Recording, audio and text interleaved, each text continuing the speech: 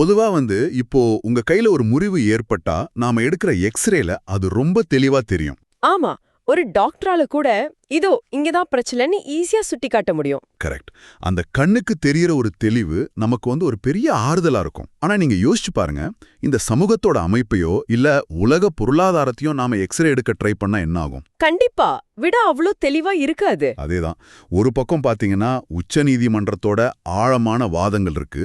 இன்னொரு பக்கம் உலக சுகாதார அமைப்போட, அதாவது இந்த WHO சர்வதேச ஒப்பந்தங்கள், அப்புறம் தெலுங்கானாவோட சமூக பொருளாதார கணக்கெடுப்பு, இதெல்லாம் தாண்டி மேற்கு ஆசியால நடக்கிற போரோட பொருளாதார தாக்கம்னு இன்னைக்கு நம்ம கிட்ட ஒரு பெரிய டேட்டா குவியலே இருக்கு. உண்மையாவே இது ஒரு சிக்கலான வலைப்பின்னல் தான்.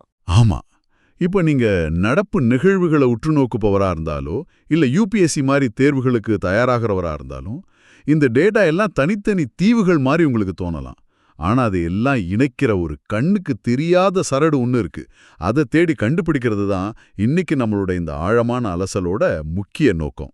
மேலோட்டமா பார்த்த சமூக நீதிக்கும் பருவநிலை மாற்றத்துக்கும் இல்ல சர்வதேச போருக்கும் எந்த சம்பந்தமும் இல்லாத மாதிரி தான் தோணும். ஆனா அடிப்படையில அதிகாரம், வளங்கள், அப்புறம் உரிமைகள் எப்படி பகிர்ந்தளிக்கப்படுதுங்கிற ஒரே புள்ளியில தான் இது எல்லாமே வந்தடையுது. சரி, முதல்ல அந்த சமூக எக்ஸ்ரேவை நம்ம கையில் எடுப்போம். தெலுங்கானா மாநில அரசு ரீசெண்டா வெளியிட்ட 2024ஆம் ஆண்டுக்கான SCEPC கணக்கெடுப்பு, அதாவது இந்த socio economic educational employment political and caste survey. ஓ, இது கிட்டத்தட்ட 3.5 கோடி மக்கள் கிட்ட எடுக்கப்பட்ட ஒரு பிரம்மாண்டமான டேட்டா. ஆமா. அத நான் மேலோட்டமா படிச்சப்போ எனக்கு ஒரு விஷயம் ரொம்ப உறுத்தலா இருந்துச்சு. வறுமை அப்படிங்கறத தாண்டி சாதிய ஏற்றத்தாழ்வு எப்படி இன்னும் ஆழமா வேரூன்றி இருக்குன்னு இது காட்டுது. இதுல காம்போசிட் பேக்வர்ட்னஸ் இண்டெக்ஸ் இல்லனா CBI அப்படின்னு ஒரு குறியீடு சொல்றாங்களே, வருமானத்தை மட்டும் பார்க்காம இது எப்படி செயல்படுது? இந்த CBI இல்லனா ஒருங்கிணைந்து பின்தங்கிய குறியீடுங்கிறது ரொம்பவே முக்கியமான ஒரு அளவுகோல். ஏன்னா ஒரு குடும்பத்தோட வறுமைய அவங்களோட பேங்க் பேலன்ஸை வச்சு மட்டும் நாம அளவிட முடியாது. கரெக்ட். அவங்களுக்கு தரமான கல்வி கிடைக்குதா, முறையான வேலை வாய்ப்பு இருக்கா, அரசியல் அதிகாரம் இருக்கா, இப்படி பல விஷயங்களை இது உள்ளடக்கி இருக்கு. இந்த டேட்டாவை பாத்தீங்கன்னா பட்டியலின மக்களோட, அதாவது SC மக்களோட பின்தங்கிய குறியீடு 196 இருக்கு. Oh my God, 96. ஆமா, ஆனா பொது பிரிவினரோட குறியீடு பாத்தீங்கன்னா வெறும் 31 தான் இருக்கு. வாவ், இது ஒரு பெரிய வித்தியாசம். கண்டிப்பா. அதாவது 2 தரப்பினருக்கும் இடையில இருக்கிற இடைவெளிங்கிறது ஒரு சின்ன ஏற்றத்தாழ்வு கிடையாது. அது பல தலைமுறைகளா கட்டமைக்கப்பட்ட ஒரு பெரும் பள்ளம்னு தான் சொல்லணும். இத சுருக்கமா சொல்லணும்னா இது ஒரு ஓட்டப்பந்தயத்துல நடக்கிற அநீதி மாதிரி இருக்கு.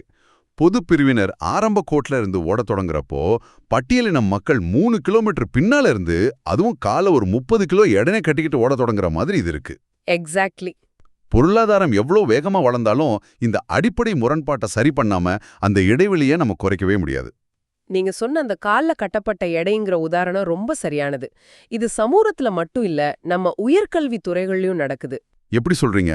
இப்போ பல்கலைக்கழக மானிய குழுவோட, அதாவது UGCயோட புதிய சமத்துவ விதிமுறைகள் 2026 எடுத்துக்கோங்க. இதுக்கு உச்சநீதிமன்றம் ரீசெண்டா இடைக்கால தடை விதிச்சிருக்காங்க. ஆமா, நியூஸ்ல பார்த்தேன். இந்த விதிமுறைகளை நாம ஆராய்ஞ்சா மாணவர் சேர்க்கையில இடஒதுக்கீடுங்கிற தத்துவத்தின் மூலமா ஓரளவு சமத்துவத்தை நாம அடைஞ்சிட்டோம். ஆனா பல யூனிவர்சிட்டிஸ்ல இருக்கிற உயர் பதவிகள்ல, குறிப்பா ஆசிரியர் அப்புறம் நிர்வாக பதவிகள்ல SC, ST அப்புறம் OBC பிரிவினரோட பிரதிநிதித்துவம் இன்னிக்கும் ரொம்ப ரொம்ப கம்மியா தான் இருக்குங்கிறத இது அப்பட்டமா காட்டுது. எனக்கு இங்க ஒரு சந்தேகம் வருது. இப்போ பல வருஷங்களா மாணவர் சேர்க்கையில இடஒதுக்கீடு இருக்கும்போது அது தானாகவே அடுத்த கட்டமான வேலை வாய்ப்புலையும் பிரதிபலிக்கணும் இல்லையா? இது ஏன் நடக்கல? அதுதான் கட்டமைப்பு ரீதியான மந்தநிலை இல்லனா சிஸ்டமிக் இனர்ஷியா அப்படின்னு சொல்லப்படுது. மாணவர்களா உள்ள நுழையறதுங்கிறது முதல் படி மட்டும்தான். சரி. ஆனா அவங்கள ஆராய்ச்சி மாணவர்களா உயர்த்துவது, இன்டர்வியூஸ்ல பாரபட்சம் இல்லாம தேர்ந்தெடுக்கிறது, அப்புறம் நிறுவன அரசியல்ல அவங்களுக்கு சம உரிமை கொடுக்கறது, இதுல எல்லாம் இன்னும் ஒரு கண்ணுக்கு தெரியாத தடுப்புச்சுவர் இருக்கு. அதாவது சமத்துவம்ங்கிறது வெறும் கதவை திறந்து விடுறது மட்டும் இல்ல, உள்ள வந்தவங்கள சமமா நடத்துறதும் கூடங்கிறீங்க. 100க்கு 100 உண்மை. சமமா நடத்தப்படுறத பத்தி பேசும்போது நம்ம சிஸ்டமால முற்றிலுமா புறக்கணிக்கப்பட்ட, கண்களுக்கே தெரியாத ஒரு பிரிவினரை பத்தி நாம பேசி ஆகணும். சீர்மரபினர் இல்லனா டிநோட்டிஃபைட் ட்ரைப்ஸ், சுருக்கமா DNTஸ்னு சொல்றோம். ஆமா, ரொம்ப முக்கியமான டாபிக் இது. 1952லயே குற்றப்பரம்பரை சட்டம் ரத்து செய்யப்பட்டுருச்சுன்னு நாம பெருமையா பேசிக்கிறோம்.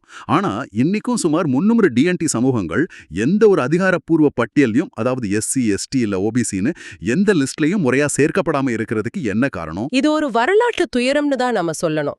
பிரிட்டிஷ் காலத்துல அவங்க மேல ஒரு முத்திரை குத்தப்பட்டுச்சு. சுதந்திரத்துக்கு அப்புறம் அந்த முத்திரை சட்டப்பூர்வமா நீக்கப்பட்டாலும் நிர்வாக ரீதியா அவங்களுக்கு முறையான ஐடி கார்ட்ஸோ ஜாதி சான்றிதழ்களோ வழங்கப்படல. இதனால என்ன விளைவு ஏற்படுது? பிரதான் மந்திரி ஆவாஸ் யோஜனா, அதாவது இந்த PMAYG திட்டத்துல வீடுகள் கட்டிக்கிற உரிமை உங்களுக்கு இருந்தும் அது நிரூபிக்க தேவையான டாக்குமெண்ட்ஸ் இல்லாததால அவங்களால அந்த வீடுகளை பெற முடியல. பல வருஷங்களா மத்திய அரசு வற்புறுத்தியும் பாத்தீங்கன்னா வெறும் 7 மாநிலங்கள் மட்டும்தான் இவங்களுக்கு சர்டிபிகேட்ஸ் கொடுத்திருக்காங்க. வாவ், வெறும் 7 மாநிலங்கள் தானா? ஆமா, பேப்பர்ல அடையாளம் இல்லாததால ஒரு முழு சமூகமும் அரசோட ரேடார்ல இருந்தே மறைஞ்சு போயிடுது. இது எவ்ளோ பெரிய முரண்பாடு பாருங்க. அடிப்படை உரிமைகளை கேட்கறதுக்கு கூட இங்க ஆவணங்கள் தேவைப்படுது. இந்த உரிமை மறுப்பு கல்வியிலையும் ரொம்ப நுட்பமா நடக்குது. ஆமா, கல்வி உரிமை சட்டத்தை பத்தி சொல்றீங்க? அதேதான். RTE சட்டம் படி எல்லாருக்கும் சமமான கல்வி கிடைக்கணுங்கிறது ரூல்.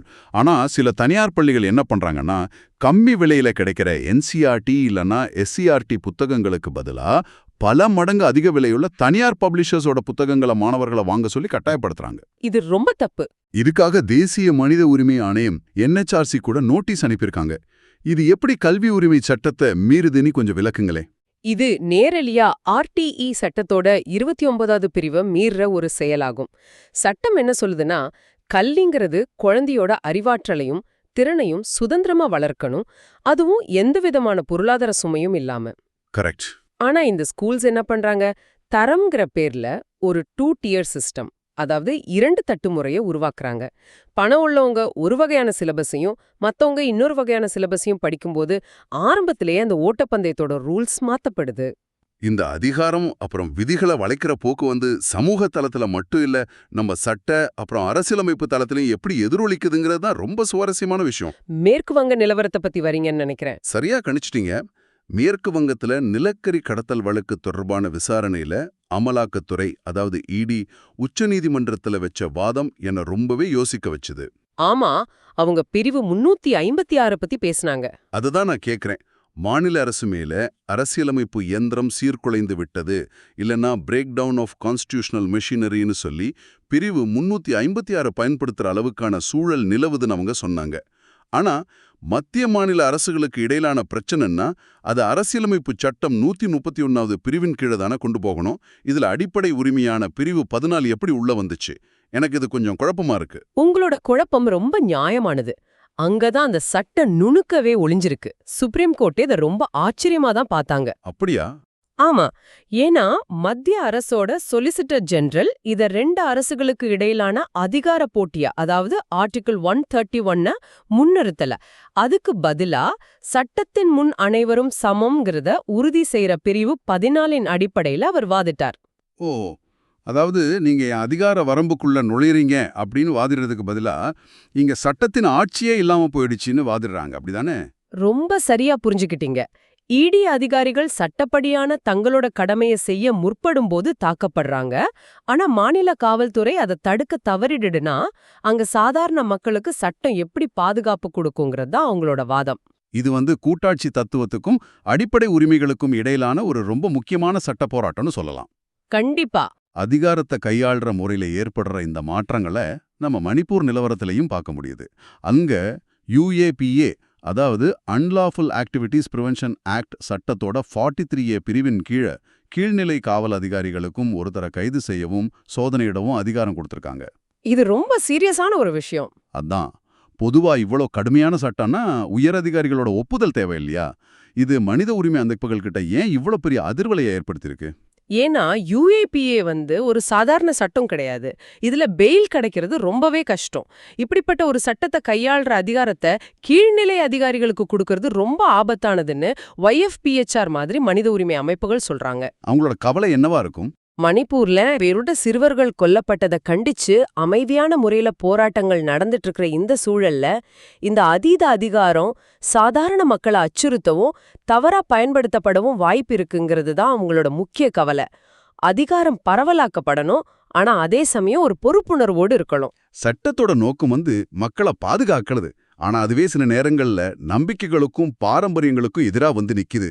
சபரிமலை ஐயப்பன் கோயிலோட ஆச்சாரங்களை எதிர்த்து தொடரப்பட்ட வழக்குகளை விசாரிக்கும் உச்சநீதிமன்றத்தோட 9 நீதிபதிகள் கொண்ட அமர்வுல பந்தலம் ராஜு குடும்பத்தோட பிரதிநிதி ஒரு முக்கியமான கேள்வியை எழுப்பினார். ஆமா, அது ரொம்ப ஆழமான ஒரு வாதம். பல நூற்றாண்டுகளுக்கு முன்னாடி பரசுராமராலும் ஆதிசங்கராலும் உருவாக்கப்பட்ட பூஜை விதிகளை நவீனகால சட்ட வரையறைகள் வச்சு எப்படி அளவிட முடியும்னு அவர் கேட்டார். ஒரு நம்பிக்கைய பகுத்தறிவோட தராசுல வைக்கிறது சாத்தியமா? இது மத சுதந்திரத்துக்கும் சட்டத்தின் ஆட்சிக்கும் இடையிலான ஒரு நிரந்தர போராட்டம். நவீன காலத்துல எந்த ஒரு நடைமுறையா இருந்தாலும் அது அடிப்படை உரிமைகளை மீறுதான் தான் நீதிமன்றங்கள் பாக்குது. சரி. ஆனா ராஜ குடும்பத்தோட வாதம் என்னன்னா, எந்த ஒரு மத நம்பிக்கையும் இல்லாதவங்க தொடுக்கிற பொதுநல வழக்குகள்ல பல நூற்றாண்டுகளா பின்பற்றப்படுற நுட்பமான ஆச்சாரங்களை எப்படி புரிஞ்சு கொள்ள முடியுங்கிறது தான். இது கேட்கும்போது எனக்கு ஆழ்வார்களோட பக்தி தான் ஞாபகத்துக்கு வருது. திருமழிசை ஆழ்வார், தொண்டரடிப்பொடி ஆழ்வார் மாதிரி ஆட்கள் ராமர முழுமுதல் கடவுளாகவும் தங்களுக்கு தஞ்சமளிக்கும் ரட்சகனாகவும் வழிபட்டாங்க. அங்க எந்தவித சட்ட சிக்கல்களோ நீதிமன்ற வாதங்களோ ஏன் இடைத்தரகர்களோ கூட இல்ல. அது ஒரு தூய்மையான நேரடியான பக்தி. ஆமா. ஆனா இன்னைக்கு நம்பிக்கையை நிரூபிக்க நாம நீதிமன்ற படிகளை ஏற வேண்டியிருக்குங்கிறது ஒரு பெரிய முரண்தான். பக்திங்கிறது தனிமனித சுதந்திரம். ஆனா அந்த சுதந்திரம் ஒரு நிறுவனமா மாறும்போது அங்க சட்டம் தேவைப்படுது. அதே மாதிரிதான் தனிமனித உழைப்பு ஒரு நிறுவனமா மாறும்போது அங்க தொழிலாளர் உரிமைகள் தேவைப்படுது. ஆனா இந்தியால உழைக்கும் மக்களோட நிலைய கொஞ்சம் பாருங்க. வெறும் 6.3% தொழிலாளர்கள் மட்டும்தான் தொழிற்சங்கங்கள்ல, அதாவது ட்ரேட் யூனியன்ஸ்ல இருக்காங்க. ரொம்ப கம்மியான நம்பர் இது. ஆமா, புதிய தொழிலாளர் சட்டங்கள், குறிப்பா இந்த டீனியூனிசேஷன் அப்படின்னு சொல்லப்படுற தொழிற்சங்கங்களை நீர்த்து போக செய்யற போக்கு எப்படி செயல்படுதுங்கிறத நம்ம கவனிக்கணும். இது ஒரு மிகப்பெரிய பிரச்சனை. முன்னாடி 8 பேர் சேர்ந்தாலே சங்கம் அமைக்கலான் இருந்த நிலை மாறி இப்போ மொத்த தொழிலாளர்கள்ல 10% பேர் சேர்ந்தாதான் சங்கம் அமைக்க முடியும்னு ரூல் வந்திருக்கு. கரெக்ட். அதுவும் இந்த காலகட்டத்துல நிரந்தர வேலைங்கிறதே அபூர்வமாயிடுச்சு. எல்லாமே ஒப்பந்த பணிகள், அதாவது கான்ட்ராக்சுவலைசேஷன், இல்லனா குறிப்பிட்ட கால வேலைவாய்ப்புகள் தான். நாளைக்கு வேலை இருக்குமான்னு தெரியாத நிலைமையில ஒரு தொழிலாளி எப்படி தான் உரிமைகளுக்காக போராட முன் வருவார்? இது அவங்கள அமைதியாக்குறதுக்கான ஒரு தந்திரம் மாதிரி இல்ல? அதுதான் யதார்த்தம்.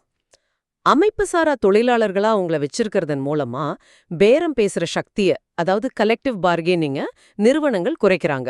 இதனால தொழிலாளர்களோட வாழ்வாதாரம் மட்டும் இல்ல, அவங்களோட அடிப்படை பாதுகாப்பும் கூட கேள்விக்குறியாகுது. பாதுகாப்புன்னு சொன்னதும் எனக்கு இன்னொரு விஷயம் ஞாபகம் வருது. இந்த தொழிலாளர்கள் வெப்ப அலைகளால, அதாவது ஹீட் வேவ்ஸ்னால சந்திக்கிற பேராபத்து. 2024 வருஷத்துல மட்டும் வெப்பத்தோட காரணமா உலகளவுல 247 பில்லியன் வேலை நேரங்கள் இழக்கப்பட்டிருக்குன்னு டேட்டா சொல்லுது.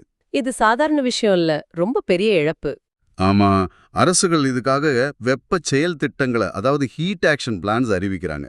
ஆனா எனக்கு என்னமோ இதெல்லாம் ஒரு ஃபர்ஸ்ட் எய்ட் மாதிரி, ஒரு அவசர சிகிச்சை மாதிரி தான் தெரியுதே தவிர ஒரு நிரந்தர தீர்வா தெரியல. ரொம்ப சரியான பார்வை. HAPs அப்படின்னு சொல்றது வெப்பம் அதிகரிக்கும் போது என்ன செய்யணும்னு சொல்ற தற்காலிக வழிகாட்டுதல்கள் மட்டும்தான். நமக்கு உண்மையாவே தேவையானது காலநிலை மீள்திறன் நிதி, இல்லனா கிளைமேட் அடாப்டேஷன் ஃபைனான்ஸ். அப்படின்னா அதாவது நம்ம கட்டமைப்புகளையே இந்த மாற்றத்துக்கு ஏத்த மாதிரி மாத்துறது. உதாரணத்துக்கு தமிழ்நாட்டுல முன்னெடுக்கப்படுற காலநிலை மீள்திறன் கிராமங்கள் திட்டத்தை பாருங்க. இது நீர் மேலாண்மை, மாற்றுப் பயிர்கள், கட்டிட வடிவமைப்புகள்னு எல்லாத்தையும் உள்ளடக்கிய ஒரு நீண்டகால திட்டம். ரொம்ப அருமையான திட்டம் இது. இயற்கை உருவாக்குற வெப்பம் ஒரு பக்கம் இருக்க, நாமே பாரம்பரியம்ங்கிற பேர்ல உருவாக்குற வெப்பமும் சத்தமும் இன்னொரு பக்கம். திருச்சூர் பூரம் திருவிழாவுக்கு பயன்படுத்துற பட்டாசு தொழிற்சாலையில ஏற்பட்ட விபத்தும் அங்க வெடிக்கப்படுற பட்டாசுகளோட சத்தம் 122.4 டெசிபல் அளவு தொடர்றதும் எவ்வளோ பெரிய ஆபத்து. உண்மைதான். இதுக்கு மாற்றா சத்தமே இல்லாத ஆனா அதே அளவு ஒளிய தரக்கூடிய கோல்டு ஸ்பார்க் டெக்னாலஜியை நம்ம ஏன் இன்னும் முழுமையா பயன்படுத்த தயங்குறோம்? பாரம்பரியத்தை விட மனித உயிர்கள் முக்கியம் இல்லையா? நிச்சயமா. கோல்ட் ஸ்பார்க் டெக்னாலஜி மாதிரியான பசுமை தொழில்நுட்பங்கள், அதாவது கிரீன் பைரோடெக்னிக்ஸ் ரொம்பவே பாதுகாப்பானது. ஆனா பாரம்பரியவாதிகள் என்ன வாதிடுறாங்கன்னா, அதுல இருக்கிற அந்த உணர்வு குறைஞ்சிரும் சொல்றாங்க. அதுக்காக உசுர பணயம் வைக்க முடியுமா?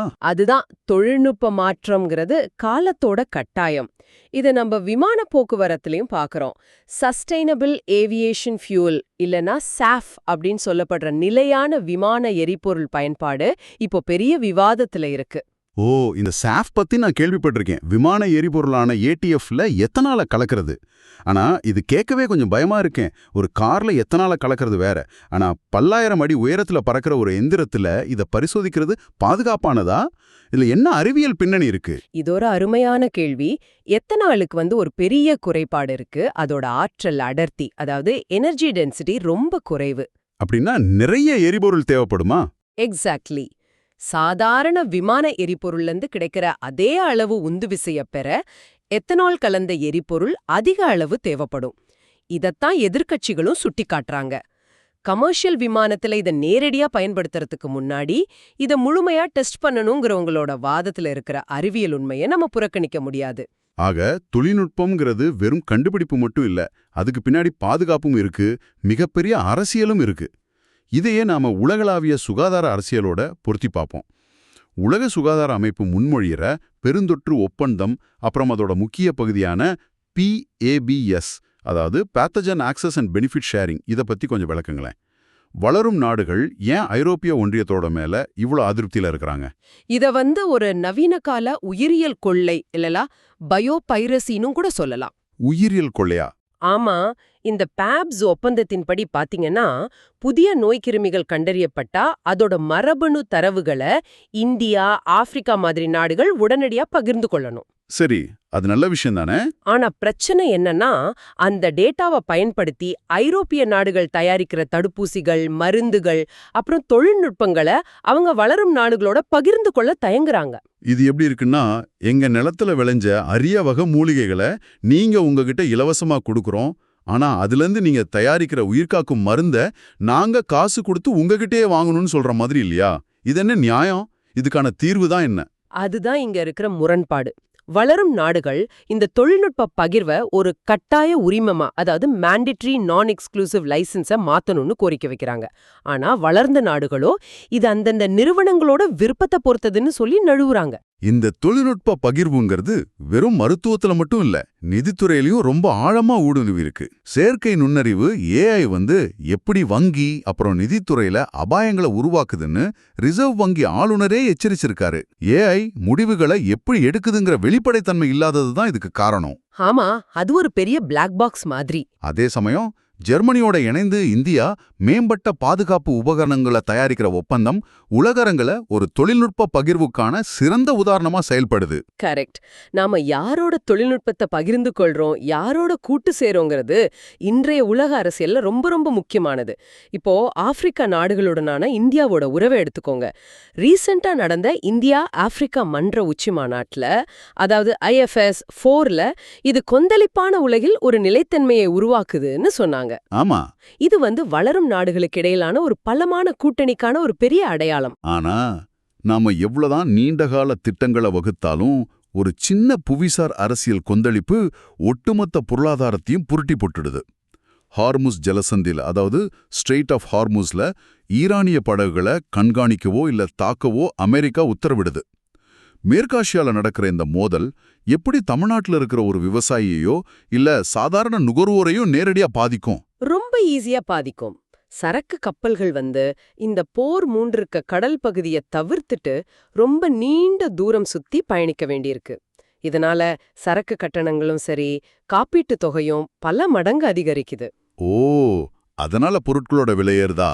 ஆமா, அது மட்டும் இல்லாம பணம் பட்டுவாடா செய்யப்படுறதுல ஏற்படுற இந்த தாமதத்தால இந்தியாவோட அரிசி ஏற்றுமதி 7.5%, அதாவது சுமார் $11.53 பில்லியன் சரிஞ்சு போயிடுச்சுன்னு டேட்டா சொல்லுது. அப்போ இது நேரடியா அந்த அரிசி விவசாயியை தானே பாதிக்கும்? நிச்சயமா.